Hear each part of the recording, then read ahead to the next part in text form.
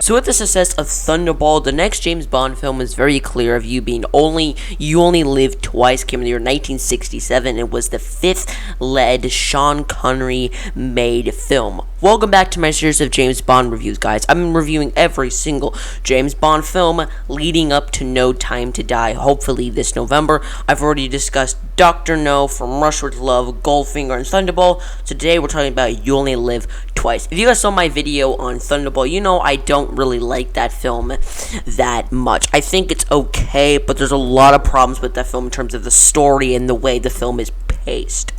When it comes to You Only Live Twice, it's a very complicated film to discuss your thoughts on, because it depends how much you like Bond. It depends what you come to your Bond films for. And in terms of this film, I'm not the biggest fan of it. I do definitely enjoy it. There's a lot of moments that I like, and I think visually it's very impressive.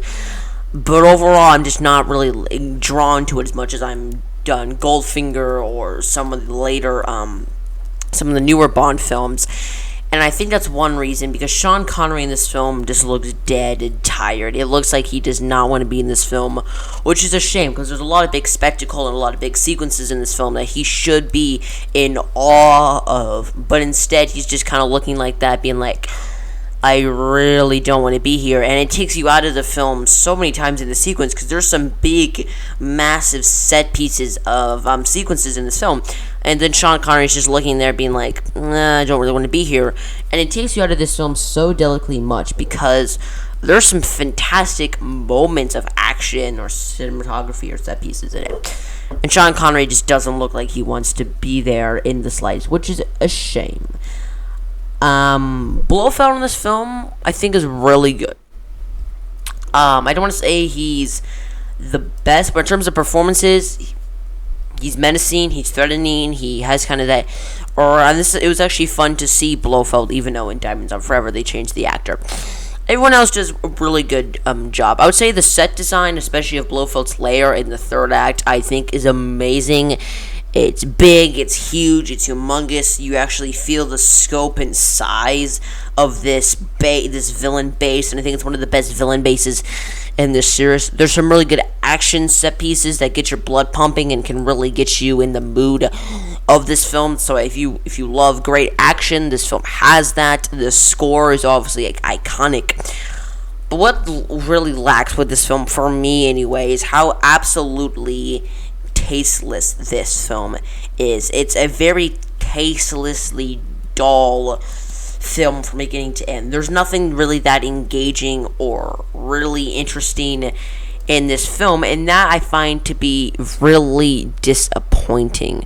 I find the film to be extremely dull a lot of the times. There are also so many dumb moments, and even for the Bond franchise, some of these absolutely dumb moments just don't really work. Of how sometimes, there could be really awesome moments. One of those dumb moments pretending to be Sean Connery pretending to be Asian is one of the most outrageous things ever. The way that he tries to plan these sequences, I'm just like, you can't physically believe that Sean Connery is Asian in these sequences in the scene where he's in China.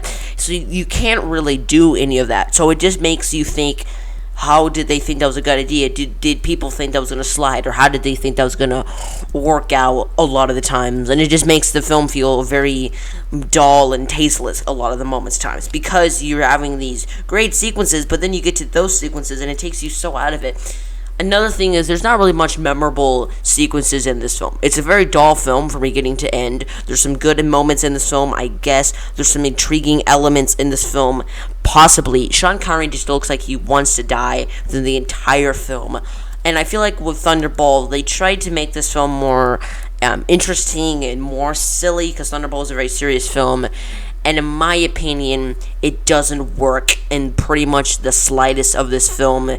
It's not the worst, but there's not really much to say. It's just a dull film. Overall, You Only Live Twice is a pretty good Bond film. I like it a tad bit more than Thunderball, but still, I don't love this film that much. I'm gonna give You Only Live Twice a B minus. So those are my thoughts on You Only Live Twice. Tune in a couple of days. We'll be talking about On Her Majesty Secret Service, a very interesting Bond film. I love to New York. Your thoughts down in the comment section below. What do you think of this film? Do you love it? Do you hate it? Tell me your thoughts down in the comments below. If you guys like this video, then hit the like button and subscribe and hit that post notification bell so you guys never miss when I upload another video. You can also check out my podcast I do every other Tuesday with a friend of mine. It's called the Movie View Podcast. And you guys can check out my Instagram at General_Daniel77. Thanks for watching, guys, and I'll see you guys next time. General out.